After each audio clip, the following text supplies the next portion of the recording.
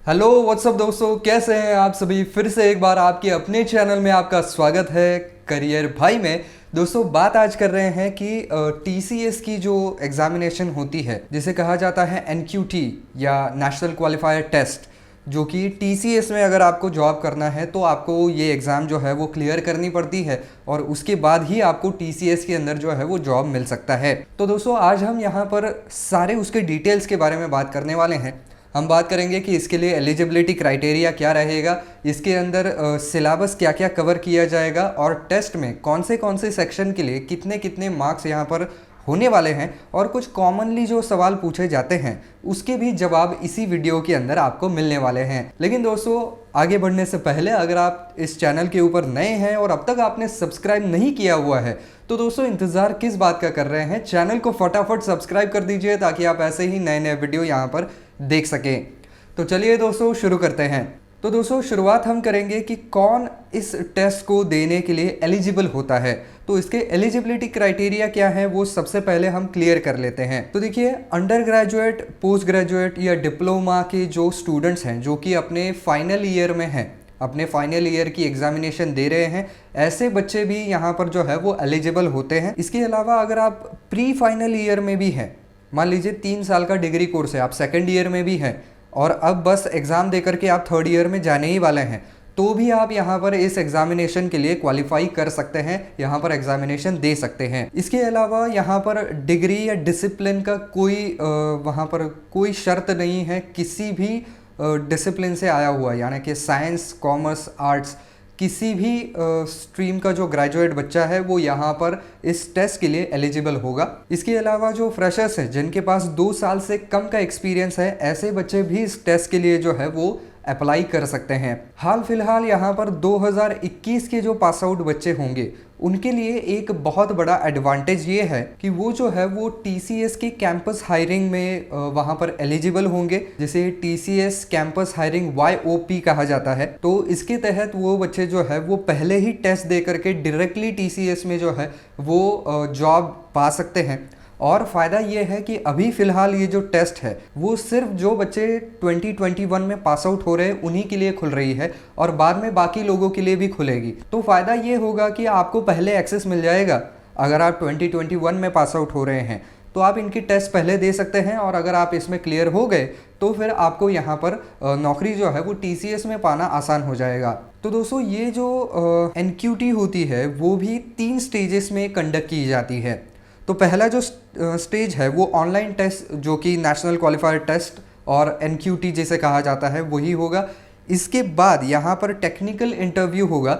इसके बाद आपका मैनेजरियल या एचआर का इंटरव्यू होगा और इस सभी से अगर आप पास हो गए तो आपको टीसीएस में जो है वो जॉब मिल सकता है। तो एनक्यूटी ये उसका सबसे पहला, हम कहें कि एक द्वार होता है, उसको आपको खोल करके आगे जाना पड़ता है। उसके बाद फिर आपका जो रेगुलर इंटरव्यूज़ वगैरह होते हैं उसके राउंड तो कंडक्ट किए ही जाते हैं, लेकिन एनक्यूटी एक बहुत बड़ा उनका क्राइटेरिया है, क्योंकि आधे बच्चे तो एनक्यूटी से ही वापस चले जाते हैं, क्योंकि एनक्यूटी के भी उनके कुछ क्राइटेरियाज़ हैं कि एनक्यूटी का स्कोर्स देखा जाता है। जिसको हाईएस्ट स्कोर होगा उसको ऑब्वियसली पहले वहाँ पर जो है वो प्रेफरेंस मिलने वाला है। तो उन्होंने कट ऑफ भी सेट किया हुआ होता है कि इतना जो है इसके नीचे के बच्चे नहीं लेने हैं, इसके ऊपर के ही बच्चे लेने हैं। तो ये हर साल उनका तय होता है कि कट ऑफ कितना रखना है, कि जिस तरीके से रिजल्ट्स निकल करके आ रहे हैं, जिस तरीके का टैलेंट उनके पास आ रहा है, उसके हिसाब से वो वहाँ पर जो है वो डिसाइड करते हैं कि कट ऑफ इस साल का क्या होना चाहिए। तो इस तरीके से जो है कट ऑफ के अंदर आप बैठ गए, आपने वो टेस्ट कंप्लीट कर लिया, उसके बाद टेक्निकल इंटरव्यू हो गया, उसके बाद एचआर का इंटरव्यू हो गया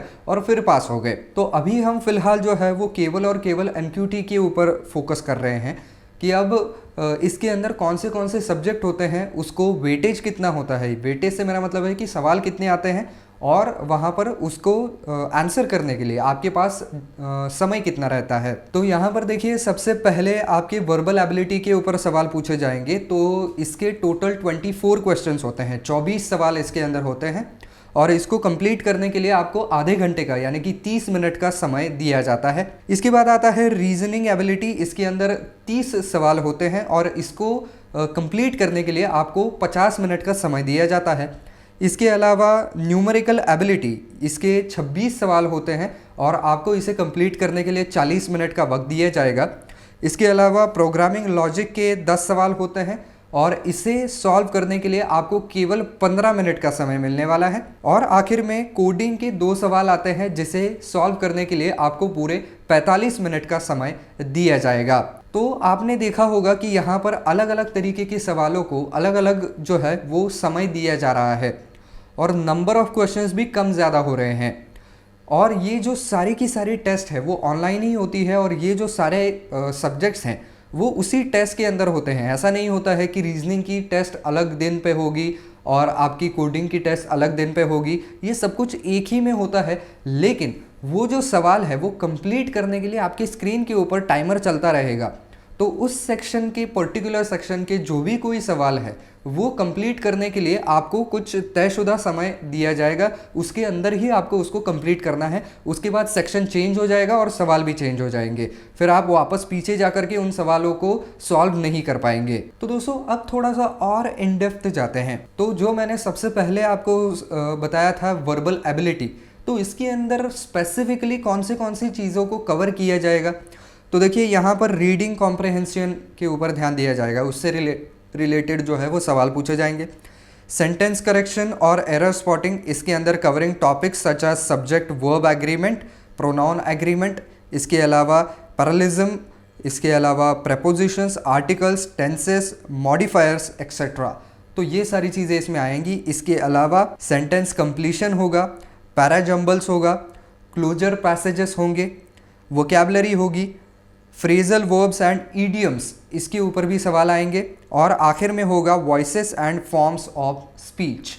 तो इन सभी चीज़ों के ऊपर जो है वो आपके वर्बल एबिलिटी वाले सेक्शन में सवाल पूछे जाएंगे। टोटल सवाल यहाँ पर 24 होंगे और समय आपको 30 मिनट का मिलने वाला है। इसके अलावा दोस्तों ये जो रीजनिंग एबिलिटी वाले सवाल हैं जिसके अंदर 30 सवाल होते हैं, सॉल्व करने के लिए 50 मिनट मिलते हैं, ये एक ब्रांड न्यू सेक्शन है। ये इसके पहले नहीं था, ये नए सिरे से इंट्रोड्यूस किया गया है। तो इसके अंदर के सारे जो चीज़ें हैं जो कवर की जाएंगी, जिसके ऊपर सवाल पूछे जाएंगे, ये बिल्कुल गौर से सुनिएगा। इसके अंदर data arrangements, linear, circular and multi dimensional, इसके ऊपर सवाल आएंगे।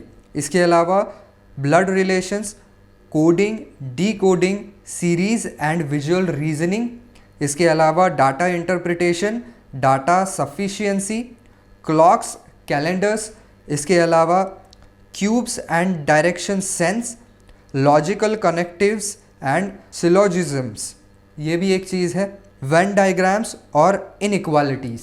तो इन सभी के ऊपर जो है वो इस सेक्शन में आपको सवाल पूछे जाएंगे।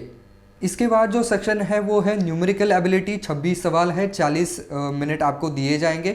इसके अंदर आपको सवाल आएंगे परम्यूटेशन एंड कॉम्बिनेशन, इसके अलावा number system, probability, time, speed and distance, इसके अलावा इक्वेशंस आएंगे, ज्योमेट्री, मेंसुरेशन एंड प्रोग्रेशंस, साथ ही साथ ratios and proportions, functions, logarithms and graphs, इसके अलावा clocks, direction sense, profit and loss, averages, mixtures and allegations, साथ ही साथ पजल्स, फिजिक्स और बेसिक कन्वर्जन। इन सभी के ऊपर जो है वो आपको इसमें सवाल पूछे जाएंगे। इसके बाद आता है दोस्तों प्रोग्रामिंग लॉजिक। तो इसके अंदर आपको 10 सवाल होंगे और 15 मिनट ही केवल दिए जाएंगे। तो यहाँ पर लास्ट ईयर की जो एग्ज़ाम हुई थी उसके अंदर यहाँ पर फंडामेंटल्स ऑफ प्रोग्रामिंग, जो कि C++ और जावा में इस्तेमाल किए जाते हैं, उसके ऊपर सवाल आए थे।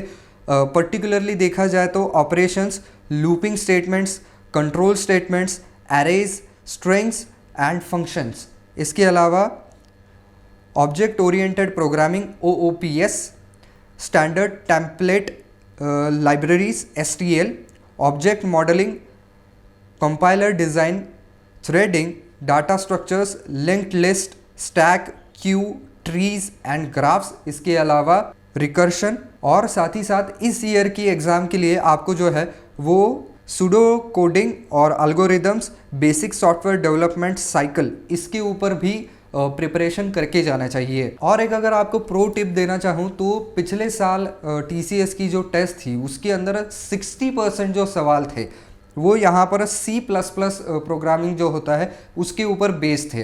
तो आप जो भी सारे मैं सब्जेक्ट बता रहा हूँ उनका बड़ा अच्छे तरीके से स्टडी करके जाइएगा, तो आपको आसानी ज़्यादा होगी। इसके बाद आता है कोडिंग वाले सवाल, जो कि केवल 2 ही सवाल पूछे जाते हैं, लेकिन कंप्लीट करने के लिए पूरे 45 मिनट दिए जाते हैं। तो ऐसा क्या इसमें पूछा जाने वाला है? केवल 2 सवाल हैं और 45 मिनट दिए गए हैं, तो ऐसा क्यों किया गया है? तो उसके अंदर के कौन से सब्जेक्ट हैं जिनके ऊपर सवाल आ सकते हैं, उसके ऊपर नज़र डाल लेते हैं। तो इसके अंदर भी उन्होंने सब टाइप किया है। पहला जो उसमें सवाल आएगा, टोटल 2 सवाल हैं, उनमें से पहला जो होगा वो आपको 15 मिनट में सॉल्व करना है, और दूसरा जो होगा वो टफ वाला होगा, उसके लिए आपको 30 मिनट का समय दिया जाएगा। और इसके अंदर जो लैंग्वेजेस अलाउ की जाएगी वो होगी C++, जावा, पाइथन 2.7 और पोल। ये जो कोडिंग लैंग्वेजेस हैं इनका इस्तेमाल आप उसमें कर सकते हैं। तो आपको जो है वो किसी भी इनमें से एक कोडिंग लैंग्वेजेस के फंडामेंटल्स आपको पूरी तरीके से मालूम होने चाहिए, जिससे कि आप इस कोडिंग वाले सवाल को क्रैक कर सकते हैं। तो दोस्तों, ये पूरा सिलेबस और क्या एलिजिबिलिटी क्राइटेरिया है ये हमने देख लिया। अब कुछ जो कॉमनली सवाल पूछे जाते हैं उसके बारे में भी बात कर लेते हैं। तो सबसे पहले पूछा जाने वाला सवाल यही है कि क्या TCS NQT में यहाँ पर नेगेटिव मार्किंग किया जाता है क्या? तो पिछले साल तक तो हाँ, नेगेटिव मार्किंग जो है वो किया जाता था, लेकिन जो फिल इन द ब्लैंक्स वाले सवाल थे वो वहाँ पर पिछले साल नेगेटिव मार्किंग से एक्सक्लूड किए गए थे। उसके ऊपर नेगेटिव मार्किंग जो है वो लागू नहीं हुआ था।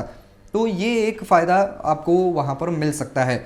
अब ये पिछले साल की यानी कि 2020 की मैं बात कर रहा हूँ। अभी जो आने वाली टेस्ट है उसके अंदर ऐसे ही होने की आशंका ज़रूर जताई जा रही है कि नेगेटिव मार्किंग होगा, लेकिन फिल इन द ब्लैंक्स जैसे जो सवाल हैं वो उसके अंदर से एक्सक्लूड कर दिए जाएंगे। अब बात ये आती है कि इसका टोटल ड्यूरेशन कितना होता है इस पूरे टेस्ट का। तो 180 मिनट की टेस्ट होती है, और सारे अगर क्वेश्चंस को मिला दे तो 92 क्वेश्चंस आपको जो है वो सॉल्व करने होते हैं। तो दोस्तों, ये थी पूरी कहानी कि आखिर यहाँ पर एलिजिबिलिटी क्या होती है TCS NQT के लिए, और साथ ही साथ क्वेश्चन जो है वो कितने आएंगे, कौन से तरीके के सवालों को कितना वहाँ पर आपको समय मिलने वाला है, और उसके अंदर कौन से सब्जेक्ट्स के ऊपर सवाल आ सकते हैं। तो बस दोस्तों, आज के वीडियो में इतना ही। आई होप ये वीडियो आपको पसंद आया होगा, काम का लगा होगा। अब खैर, आपने यहाँ तक वीडियो देख ही लिया है तो मेरे ख्याल से आपको वीडियो पसंद आया है।